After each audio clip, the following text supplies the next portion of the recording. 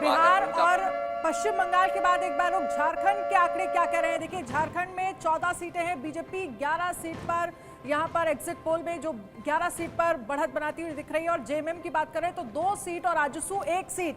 देखिए, अगर हम झारखंड की बात करें तो लगभग 2019 में भी इसी तरह की स्थितियां रही थी।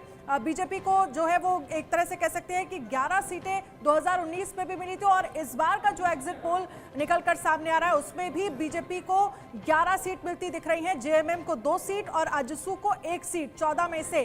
देखिए, अगर हम झारखंड को लेकर बात करते हैं तो शक्ति हमारे साथ बने हुए हैं। देखिए शक्ति, अगर हम झारखंड में देखें तो एक बड़ा मुद्दा भ्रष्टाचार का यहां पर भी रहा। और एक तरफ हम देखें इंडिया अलायंस के तमाम बड़े जो नेता हैं, जो तमाम दल हैं, इसमें 27-28 सब बड़े नेता पहुंचे थे वहां पर। हेमंत सोरेन जो हैं वो जेल में रहे, पूरे चुनाव भर उन्हें बेल नहीं मिली। और इंडिया अलायंस की रैली, लेकिन इन रैलियों का, इन मुद्दों का कोई खास फायदा इंडिया अलायंस को होता हुआ दिख नहीं रहा है।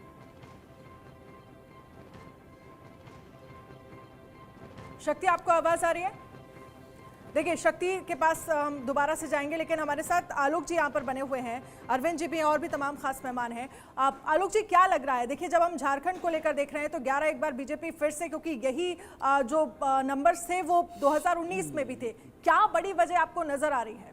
देखिए, जिस तरह से हेमंत सोरेन की, जिस तरह उनकी गिरफ्तारी भी हुई, कोई सहानुभूति की जो कोशिश हो सकती है, आप देखिए 2 सीटें उनको मिल सकती है वो अलग बात है, लेकिन आप जिस तरह से बीजेपी लगातार, बाबूलाल मरांडी वापस आए जिनकी सबसे ईमानदार छवि थी, तो और कांग्रेस की क्रेडिबिलिटी तो वह है ही नहीं।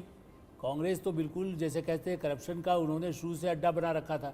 झारखंड में वसूली का कार्यक्रम, झारखंड, उड़ीसा या इवन अन्य प्रदेशों में, छत्तीसगढ़, सब जगह कांग्रेस ने खाली अपने मुख्यमंत्रियों से या उनके जो मंत्री हैं उनका काम वसूली का रखा हुआ था, जो उनके मंत्री खुद ही बताते थे कि हमें तो इतना दिए बिना हमारा काम ही नहीं होगा।